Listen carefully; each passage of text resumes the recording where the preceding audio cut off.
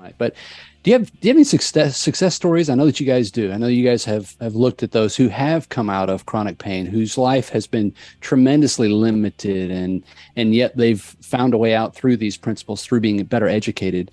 And maybe you walk us through one or two of those, just that might illustrate the potential that this book has, and a more modern knowledge about pain. Yeah, thanks for that question. I'm always slightly apprehensive about talking about individual stories that are not my own. And the reason that I am is that it's very difficult to interpret those success stories. And I guess, case in point might be, well, I could talk about someone that I will be seeing in about an hour's time who has had an incredible story of transformation that she describes as being all about her understanding of her problem. A 25-year history of disabling whole body pain, started by back and neck pain after a car accident. And she would attribute her complete recovery to understanding through explained pain. Right? Or I could talk about the woman I saw also with a 25-year history of back pain, presented in a wheelchair. I spent 3 or 4 hours with her over 3 or 4 sessions, focusing on understanding. Felt like I was doing a pretty good job. Explained pain was the anchor, and some of the other resources we've developed seemed critical. She came back about a month after my 3rd session, walked in the room, looked 10 years younger. I said, "How are you going?" She said, "Oh, I'm fantastic. I've got no pain." Miraculous recovery. So I put my feet up on the desk, I didn't really, metaphorically, and said, "Oh, so why do you think you've improved?" Waiting for her to just sing my praises, right?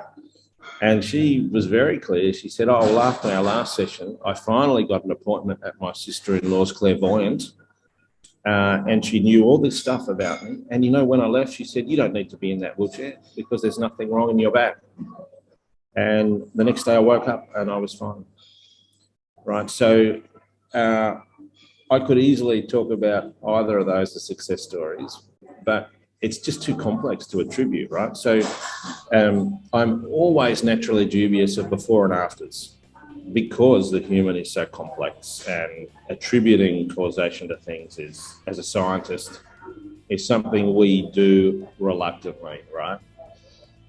But if I could twist the question and say, what sort of data do we have that links in the real world, that links new understanding of pain, the modern story of pain, to recovery? And I'm much more comfortable with that question because we do have audit data.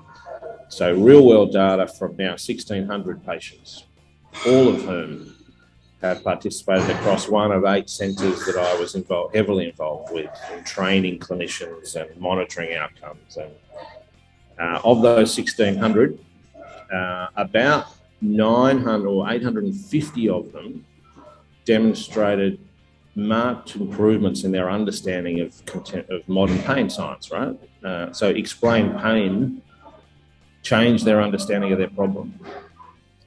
And the average pain and disability a year later in that group is 1 out of 10, right? Going from 5 or 6 out of 10 down to 1 out of 10. Average duration of pain, 7 years. So this is an outstanding outcome, right? For about half of those people, they are recovered. And that blows me away, because anyone who's familiar with truly chronic, everyday pain for 6 or 7 years on average, some of them 30 years, to be effectively pain and disability free a year later is remarkable, right? And those people are the ones who learnt the things that Explained Pain was trying to teach them. Right. Hear the entire episode for free on iTunes, Spotify, other favorite podcast players, or go to mechanicalcareforum.com.